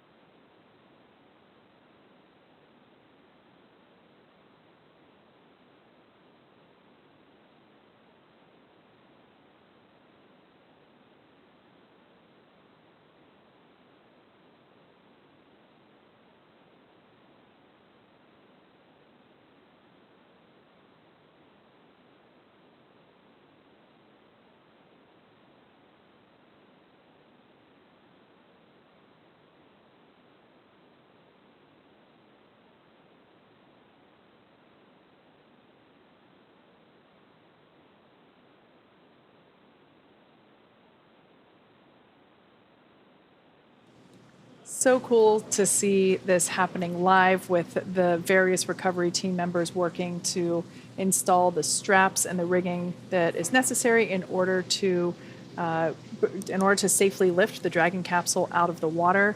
I want to give a special shout out to the SpaceX weather team and the recovery team for unlocking this location and adding it to our sites of availability for Dragon recovery opportunities and options, because as we saw trying to launch this mission when we were just kidding. Fake Quindar. When we were trying to launch this, weather was really problematic, and it wasn't just the weather at the launch site, which is what most people think of. Dragon ground is no longer privatized. Copy that, SpaceX. Yeah, the weather at the launch site is what most people think of, but when we have a shorter duration, basically free flyer type mission like this, where the Dragon capsule is only in orbit for a few days, not only do we have to look at the immediate weather around the launch site and the weather during the ascent abort phases like we always do, but at the time of launch, we also have to be really confident that there will be good weather in at least a couple of landing locations available to us at the time of launch. And that wasn't an option for any of our existing sites. And the recovery team and the weather team worked really hard to identify this new location, and just look how calm the waters are. Wow. It was perfect for this splashdown today. And yeah, Kate, like for the last few weeks, weather, in Florida is, that time of year. It's the hurricane season, so it's a little bit tough. And like you said, 5 days trying to make sure that weather is good from start to finish is really, really difficult with that type of weather there in Florida. Where typically, other missions we've gone to the International Space Station where we can kind of wait out weather if we need to. For a mission like the Free Flyer, like you said, that's a little bit harder. Yeah. We don't have as much cargo space to keep food and supplies much longer than the planned duration of the mission. Obviously, there's some extra in there in case they did need to stay out in space, but we got some excellent weather for this. And a big shout out to Starlink. We've got this view here brought to you by Starlink, and we're now seeing the recovery vessel getting closer and closer to the Dragon capsule. This is where the Dragon capsule is going to be lifted out of the water onto this recovery vessel. A great shot of the helicopter pad there on top. That's pretty cool. So a helicopter is going to come once the crew is on board, once the capsule is on board, the crew's on board, and has exited the Dragon capsule. A helicopter is going to come land on the recovery vessel and actually fly the crew back to land. That's a lot faster path than waiting on the recovery vessel to get back to land. And that's important to make sure that the crew is safe, healthy, and they can get into hopefully get some sleep, maybe. Yeah, I did make a note that the crew, while they are on orbit, everything is scheduled, including their sleep periods. And they actually had their wake-up call at 6:25 p.m. Pacific time, or 9:25 p.m. Eastern time. So it's right now almost 1 a.m. Pacific time. So yeah, they've been awake for a while, and they had quite a day, honestly. And I'm sure that they are most excited to see their families again, and also probably pretty excited to get a good night's sleep. In a bed. Yeah. Instead of floating around. Yeah. Now, if you've recently joined us, unfortunately, you missed quite a bit of action already, but we still have a bit to go. So far, we, as you can see, have had a successful splashdown of the Dragon capsule carrying the Polaris Dawn crew. They splashed down about 12:36 a.m. Pacific time. Unfortunately, I was too excited and I didn't catch the exact splashdown time, but I think it was right around then. And that is now the recovery of the capsule is now underway. This view is of the recovery team in one of those fast boats. We can see some of the recovery crew members working to place the straps and the rigging around the capsule that will be used, excuse me, to lift the Dragon capsule out of the water and onto the recovery vessel. And from there, the crew members the recovery team members will open up the side hatch. And that will be the first breath of fresh air that this crew has had since they lifted off. 5 days ago. Man, this week has been such a blur. I guess that was Monday night, I think. A Monday night for us, yes. Yeah, okay, thank you. So yeah, it's been quite a few days. And once that hatch is open, we will then bring each crew member out one at a time. They will then head up to the medical deck and have an in-person checkout with the flight surgeon, the flight surgeon that is on the ship, so the ship surgeon. And yeah, from there, they'll get on that helicopter that you mentioned. Yeah, and the flight surgeon will be the first to greet the crew once that hatch is open. And they'll help the recovery team and crew will help them exit the Dragon capsule if they need to. And we actually, again, 3 years ago today, the Inspiration 4 crew lifted off and did their 3-day mission in space. So we'll get to hear some of their thoughts on what that was like exiting the capsule for the first time coming back down to Earth. It was a really kind of a bittersweet time. Like, we knew we had just completed all these different milestones. We had done all that research. And I know Polaris Dawn, they have so much more research they're going to get through. But we had just got down into the water, and now we're just sitting there waiting and waiting to come out and then go on to the next thing, right? And how do we take this story? How do we take this experience and share it with everybody that's been experiencing it with us, which they were. They were watching us the entire time, which I think was amazing. We had so many people donate to St. Jude during our flight. That was one of the most incredible things to learn about. Yeah, later that night after splashdown, when we found out we surpassed our $200 million fundraising goal, I remember I just couldn't stop crying. I was just so happy. And I love the fact that, our families heard the sonic boom of us coming home. It's like we announced, here we come. I'm glad they knew that was a good thing. Yeah, that's right. But my brother, Hayden is an aerospace engineer. He was like, yeah. He was so excited to hear that. He knew exactly what it was. And we were the first SpaceX crew to splash down in the Atlantic. So we were the first crew to cause a sonic boom back over Florida since the shuttle stopped flying. Yeah, I know. Such a special moment, Right. And I just remember getting back onto the boat and then working on opening up the side hatch for the first time, and Anil being there to welcome us. And welcome home, Earthling. I'll never forget that. And I think about the fact that Anil got to greet us, and now he's a NASA astronaut, and the fact that Anna gets to go and have that experience. And during all of this, she was with our families. Yes. She was supporting them, and all of them were supporting our mission. So Sarah was in mission control. She was chatting with us for launch and in space, and she had trained us to that point. And then Kid was one of the first faces that we saw back on Earth. He had been there every step of the way. And with fried chicken. With the fried chicken. Yeah, I was ready for some Earth food when I got back. I thought that was funny because you were like, fried chicken. I just remember you, and you're kind of like hanging out of our mouths as we were diving into it. There's this photo, and I'm still like getting used to gravity again, which we had been there 3 days. I didn't think it'd be such a readjustment, but I'm laying on the stretcher. I've been eating fried chicken, and it's all over me, and I didn't even sit up. I was like, I don't care. I'm so happy. I remember Anil coming in and being like, to help us get out of our suit, out of our seats, and thinking, I've got this. I've got to be like, this is going to be my Phoenix Rising moment coming off of the spacecraft. What were you thinking when you first got up on the land and, it was onto the boat, and the camera's there and you're standing? I know. I felt like I wanted to have a good show as well, but the problem I had was that the boat started rocking. Yeah. And now all of a sudden I'm unsteady, and so I look like this, this kind of elephant who's learning how to walk for the first time.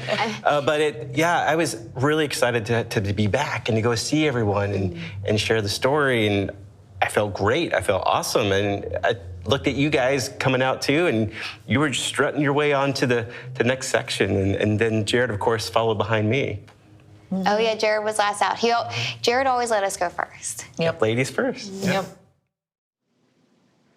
Love hearing the inspiration for memories, really, of their own spaceflight mission.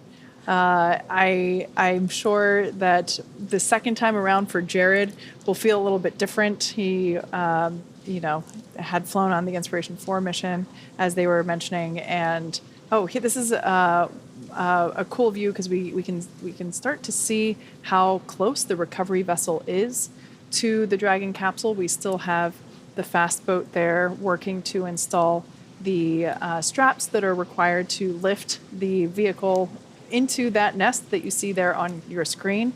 So that arm will actually extend out over the water, and that is what will lift the Dragon capsule up and into that nest there at the end. That nest will then translate to the forward end of the boat, the recovery vessel, and that's where we'll let them hang out while we open up the side hatch. Oh, wow. That is just an incredible view. Some great lights, some clear water. Clear skies, we got the moon. Yeah, the moon in the background, and all brought to you by Starlink. I loved hearing that Haley's first thing coming out of the capsule was eating fried Dragon chicken. SpaceX, be advised, transitioning forward link, comm will be unavailable for a little less than 5 minutes. Copy that, SpaceX. Yeah, getting some fried chicken fresh off the Dragon capsule. And also another cool full circle moment with Anil, that is Anna Menon's husband, was the flight surgeon that greeted the Inspiration 4 crew, which is really cool. And now Anna has completed her mission in space. Just so cool to see that full circle moment. Again, I can't believe this is all happening on the same day that the Inspiration 4 launched 3 years ago. That's pretty cool. Yeah, so we can start to see the recovery team getting closer to the Dragon capsule, one of the fast boats there in the background, as well as the capsule itself coming into view. This arch, rather, that you see in a perfectly vertical position, that will actually extend out to about 45 degrees or so. And it will happen quite quickly. Basically, once all of the straps are in place and secure and tight, that arm will extend. You can see a protective buoy there at the end of the vessel to help make sure that nothing comes into contact with the Dragon capsule. But once those straps are attached and that arm, that hydraulic arch is extended out, the Dragon capsule will actually be lifted up and out of the water pretty efficiently and placed into that circular basket-looking thing, or what we call it a nest, and that is basically the landing point for the Dragon capsule. You can see it has a bit of a concave shape to help support the similarly concave shaped heat shield at the bottom of the Dragon capsule. And once the Dragon capsule is in the Dragon nest, it will translate and move forward towards the front of the boat, actually more towards the middle of the boat, to a platform. As you probably can see on the Dragon capsule, the hatch is about in the middle of the Dragon capsule. So there is a platform for when they open up that hatch that it is very easy to exit the capsule to the platform. Now, while we can't see the crew themselves, they are remaining in their seats and strapped in with their safety harnesses. But at this point in time, they have opened up their visor, excuse me, as the dynamic portion of flight has concluded. We do continue to flow some cooled nitrox, or nitrogen oxygen air mixture, in through their suits to help keep them comfortable during this phase. But they are also at this point in time allowed to retrieve their water bottles, which had previously been stored for reentry. So yeah, they're able to stay cool and hydrated and just hang out and enjoy the last few minutes within their home for the last 5 days. They've done a lot of great work this week, so they get a little bit of time to relax and patiently wait as they wait for that hatch to open and get that first fresh breath of air.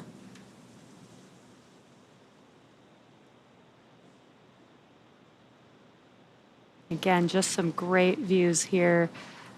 This is the recovery vessel with the helipad on top of it.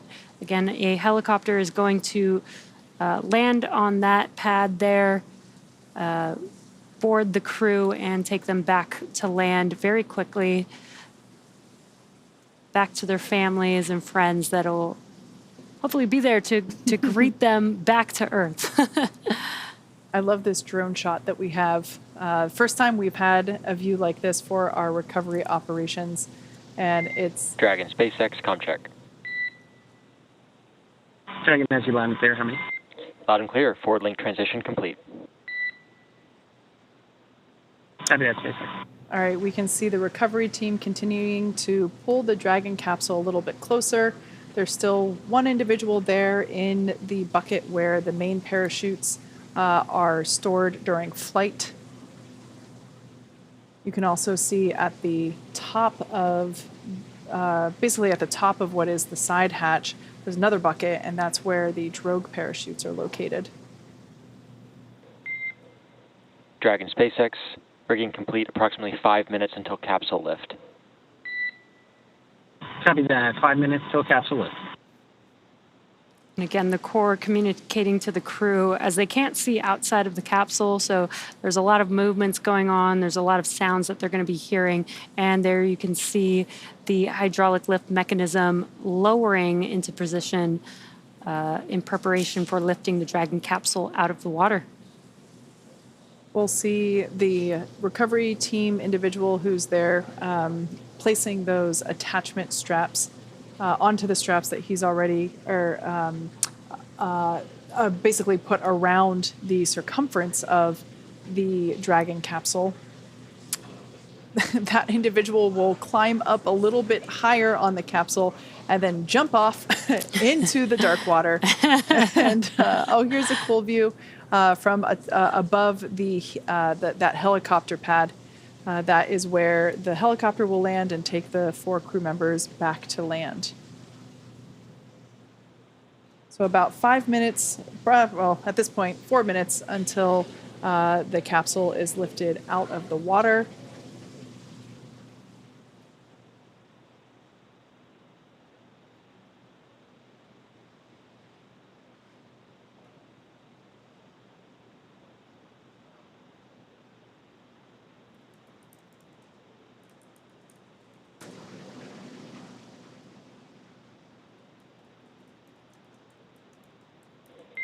Dragon, SpaceX, brace for capsule lift. There they go. SpaceX, we're bracing. It's probably warm water, Kate. Yeah, you know what? Sea creatures love warm water too, in my head. They're not going to hurt you. We can see the Dragon capsule now coming out of the water. Our first view of that well-loved heat shield at the bottom of the Dragon Resilience vehicle. Dragon now completely out of the water and will be lowered onto that cradle there.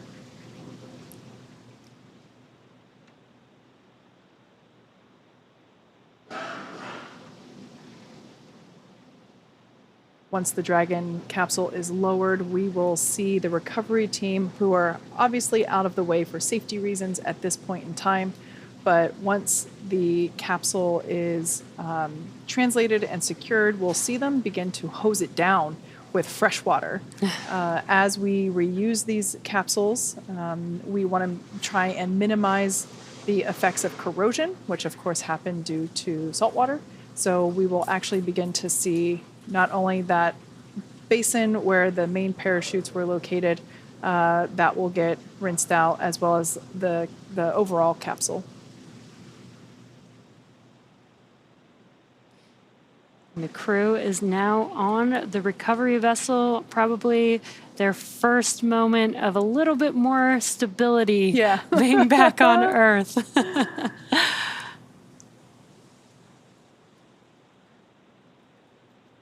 Again, what will happen next is once the Dragon capsule is fully seated in the nest, and we'll remove all the rigging from the capsule, that will then translate that capsule and move it forward to a platform. Dragon SpaceX, welcome aboard the recovery vessel. Recovery personnel are completing final checks.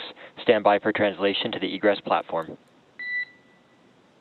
Copy that, SpaceX. Standing by. All right, great news there. And it looks like actually the estimation for lift was we completed it 2 minutes early. So like I said, it's a pretty efficient operation. The recovery team, not only have they performed this on numerous actual human space flight missions, but also in rehearsals and training procedures of their own. So it looks like the crew members that you see there have donned some PPE once again. These are respirators that help to ensure that if there are any lingering hypergolic fumes, that they will not be exposed to it. So they are actually installing plugs into basically the outlet of those Draco thrusters and performing additional hypergolic sniffs to ensure that there are no residual fumes.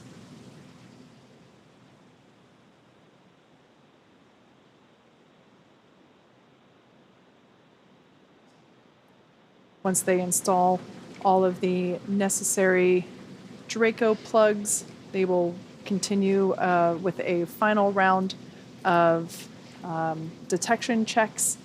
And Dragon SpaceX, looking for your okay to come on board with cameras.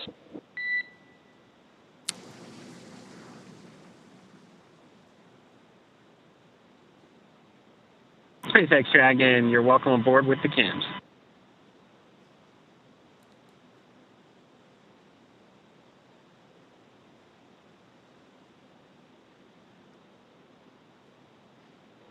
SpaceX copies.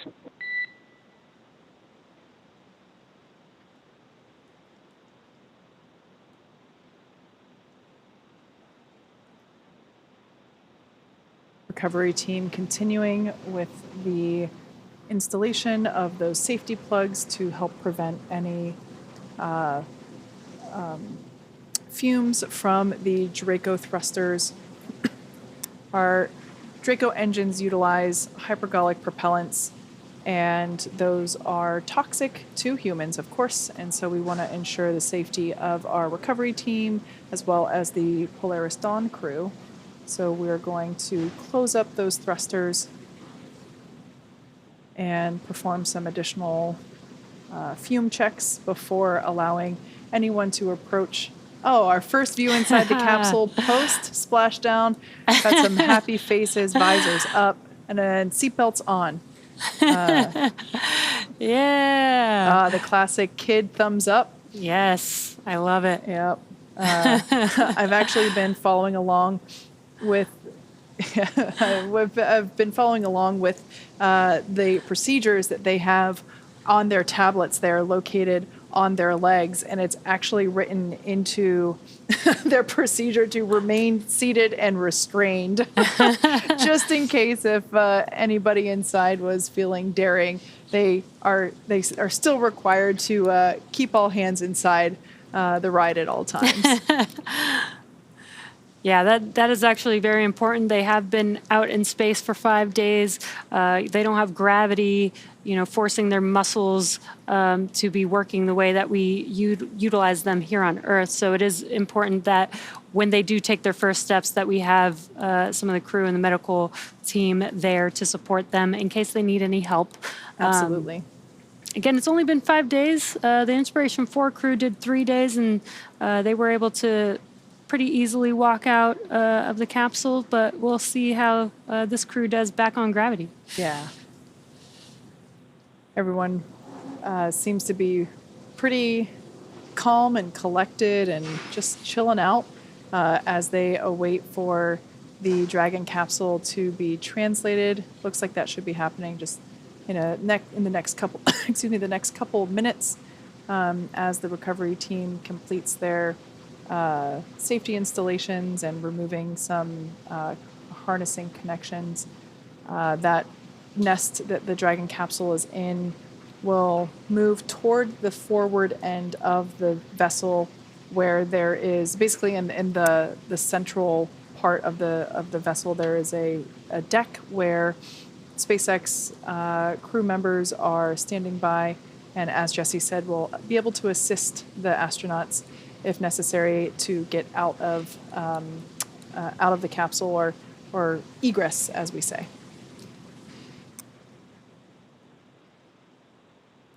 And a cool view here, just looking from behind the seats.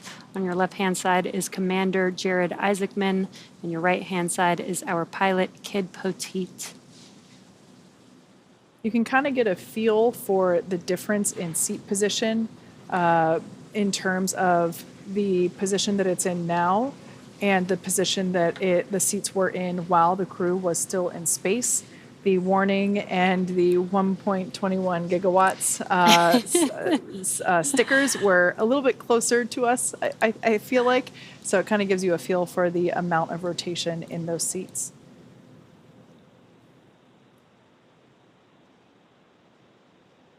Pretty cool to be able to see the same displays that the crew utilizes while they were in flight.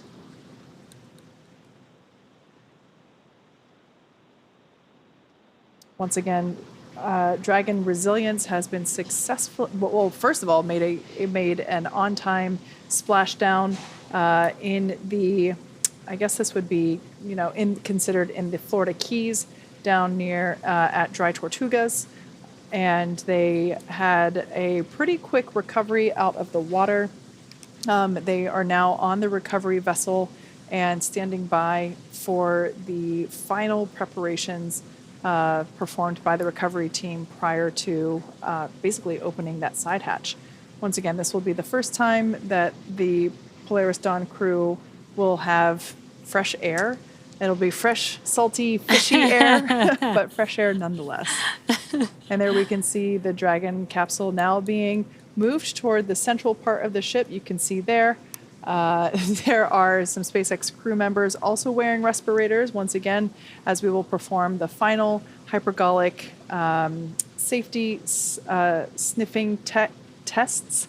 As I mentioned earlier, beginning to spray the Dragon capsule down with fresh water to try and rinse that salt water off of the metallic components.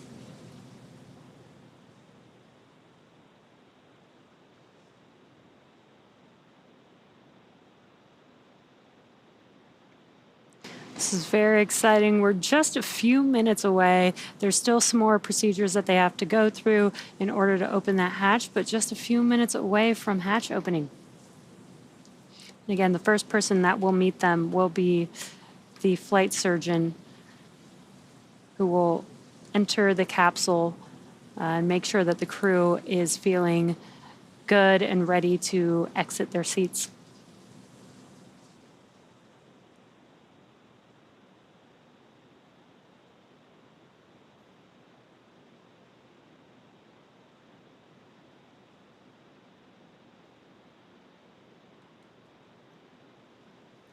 For those of you that have joined just recently, the Dragon capsule carrying the Polaris Dawn crew splashed down just 41 minutes ago at 12:36 a.m. Pacific time, 3:36 a.m. East Coast time. And here we are 40 minutes later. Pretty quick operations by the recovery teams in terms of getting over to where the capsule landed, getting the parachutes out of the water, and adhering the required straps, and ultimately lifting the Dragon capsule up onto the recovery vessel, as we just saw a few minutes ago. Right now, the recovery team outside of the Dragon capsule, like I said before, spraying down the capsule with some fresh water. Dragon SpaceX, stand by for side hatch opening and egress. All right, good news there. Copy that, SpaceX. We're standing by. Looks like those safety checks were quick and successful as everyone has doffed their respirators. And there you can see officially the hatch is open. I just heard cheering from a distant part of the building. I have a feeling that came from the Dragon teams at their computers. That was pretty cool.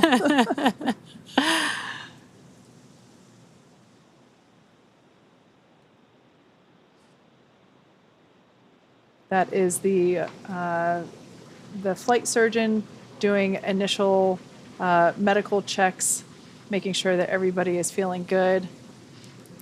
I have a feeling by his smiling face, he's getting 4 smiling faces in return.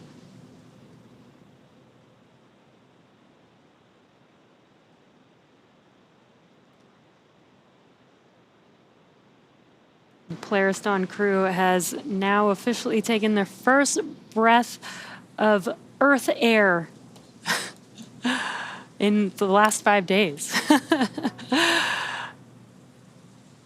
We can see the recovery team in the background basically putting up some protective fixtures around the side hatch in order to ensure that as the crew egresses and gets assisted as they come out of the capsule, that they don't hurt the side hatch seals or themselves. Obviously want to protect the individuals as well.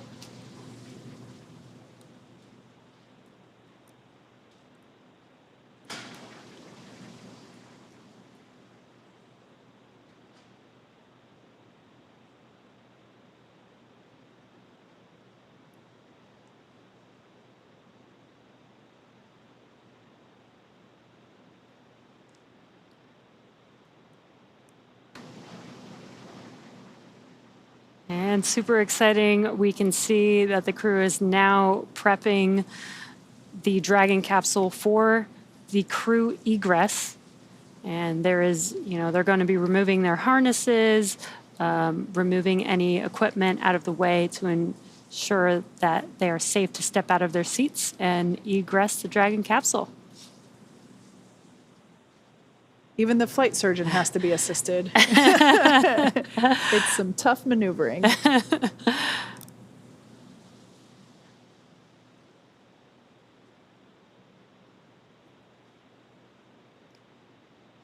So we'll start to see the footrests. The recovery team will come in, and there is our Polaris Dawn crew. Our first live view with the side hatch open, fist pumps, thumbs up. I'm sure if we had audio, there would be some cheers as well.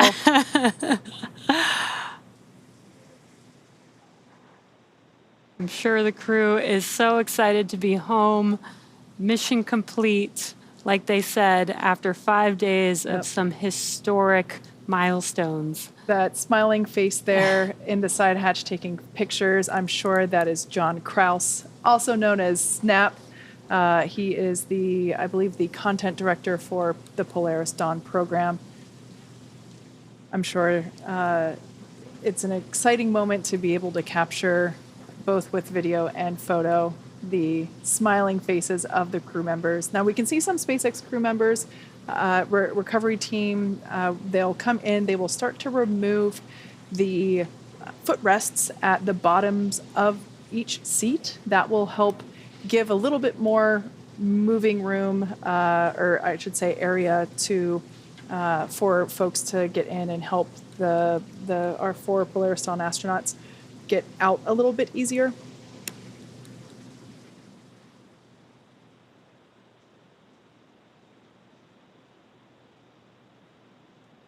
And there's a footrest being removed there, as Kate mentioned.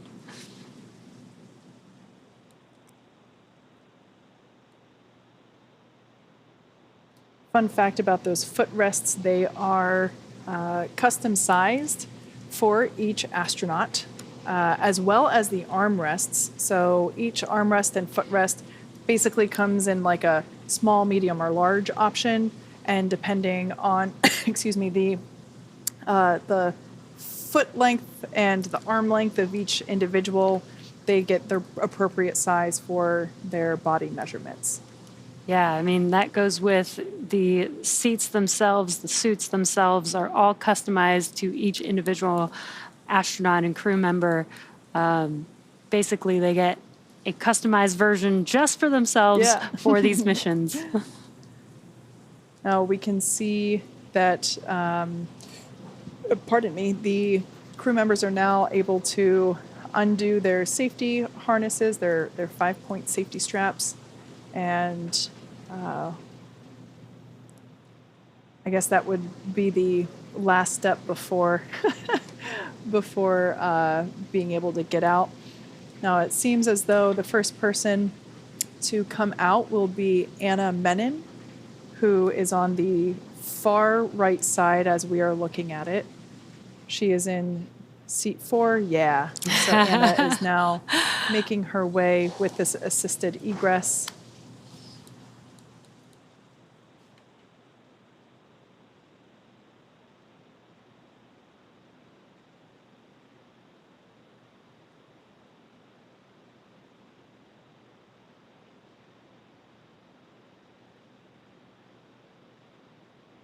Mission specialist Anna Menon.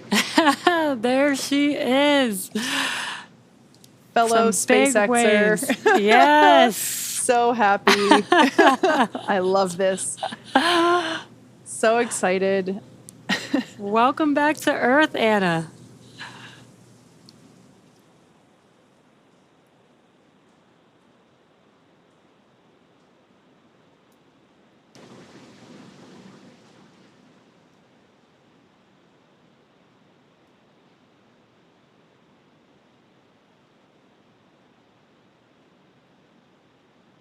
We heard Haley Arsenault, who was one of the mission specialists, and she for the Inspiration 4 mission. We heard her say that Jared always let the ladies go first, and so I have a feeling that Sarah might be the next one to egress here. Yep, we can see her now getting out of her seat. She and Anna had the 2 window seats.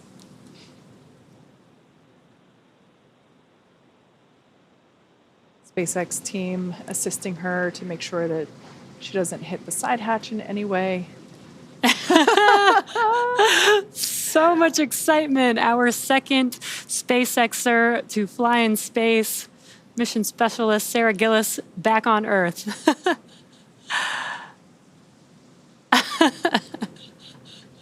So cool to see her. Now egressing is our pilot, Kid Petite.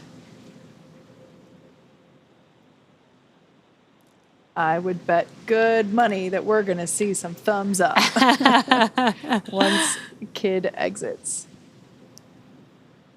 It's pretty cool to see that they are coming out, standing up on their own 2 feet and walking off. SpaceX, Dragon, this is the final call. Sign off.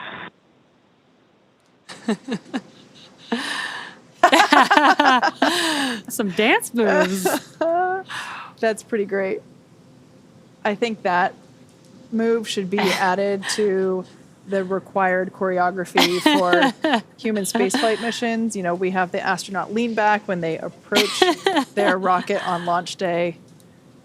The kid shuffle, I think, should be the next one for post egress.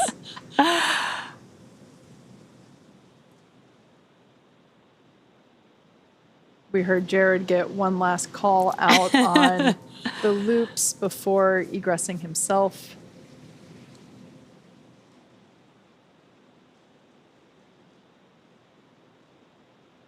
And the final Polaris Dawn crew member egressing Dragon Resilience, Commander Jared Isaacman.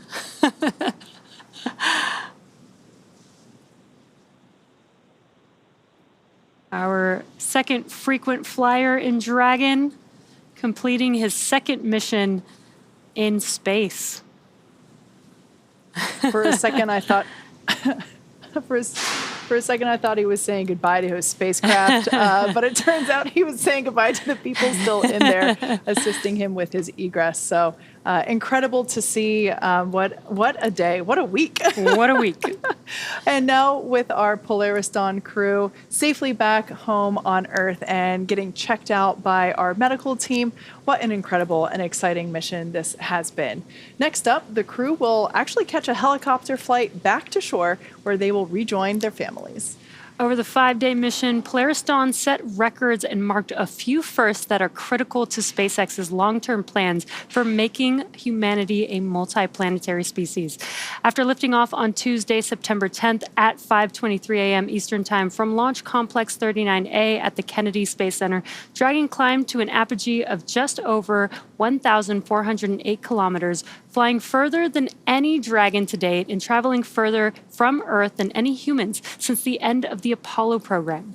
Then on September 12th, SpaceX teams and the Polaris Dawn crew successfully conducted the first spacewalk from Dragon, testing our new in-house developed EVA suits and procedures that will be critical for building bases and cities on the Moon and Mars. Yeah, and it was so cool to watch that. The crew also performed a number of science and research experiments while in orbit, including 36 research studies and experiments designed to advance both human health on Earth and during long-duration spaceflight. And over the course of the mission, the crew demonstrated Starlink's power to transform the way we communicate with spacecraft and people in low Earth orbit, including that incredible music moment, which I've watched many times and will continue to watch even more. Now, our future in space is definitely bright, and it's really exciting to think about where we will be in the not-too-distant future. With all of that, thank you so much for joining us tonight and all week. As always, be sure to check x.com/SpaceX for updates. I'm Kate Tice. And I'm Jesse Anderson. Thank you to everyone for being with us this week for the Polaris Dawn mission, and have an incredible night.